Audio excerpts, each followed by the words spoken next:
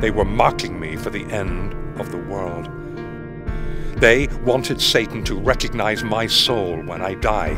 They left me tied to the table for 10 days.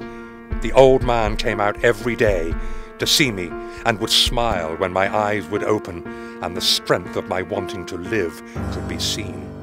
"You must have hated him," Gray said.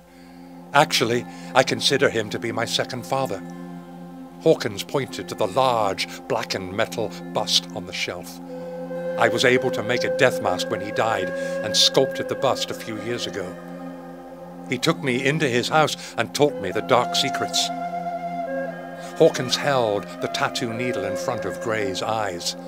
"Have you ever heard of Santeria?" "Isn't that something like voodoo?" Gray said.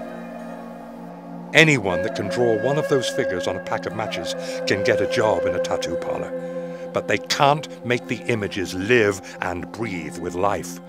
The old man had learned many things in the mixing of his religion and his craft."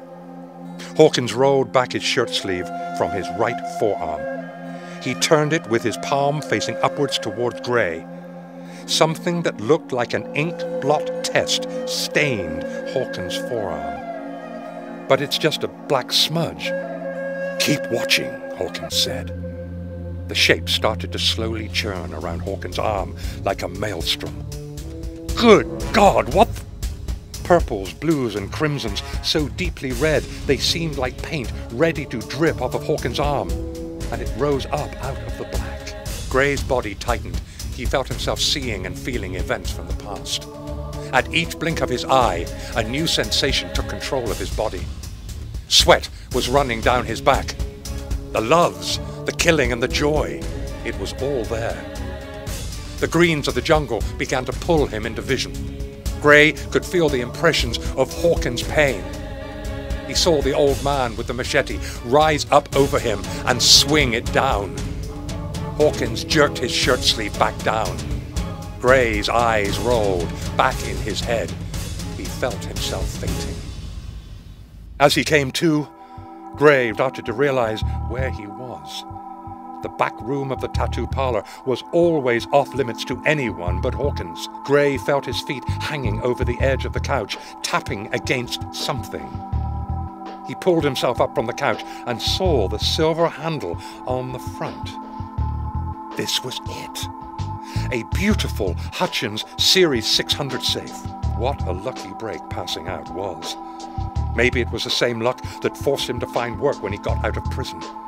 The only job he could find was in a retirement home, changing invalids' bedpans. One of them, a whacked-out veteran, talked about the bastard that came and shot him in both legs and took his fortune in gold. As soon as he was sure that the old man was not some babbling idiot, Mad Jack Madden did not wake up one morning. Gray put in his 2 weeks' notice, trying not to be too anxious. It had taken him 7 months to track Hawkins down, and another 3 to become a close friend, as Hawkins would have. The antique register door in the outer room clanged shut. Hawkins came into the room and shut the door. Oh, my head! Joining the living again? Hawkins put the cash drawer on top of the safe and started to lower himself to his knees. "You wouldn't happen to have a beer in the fridge, would you?"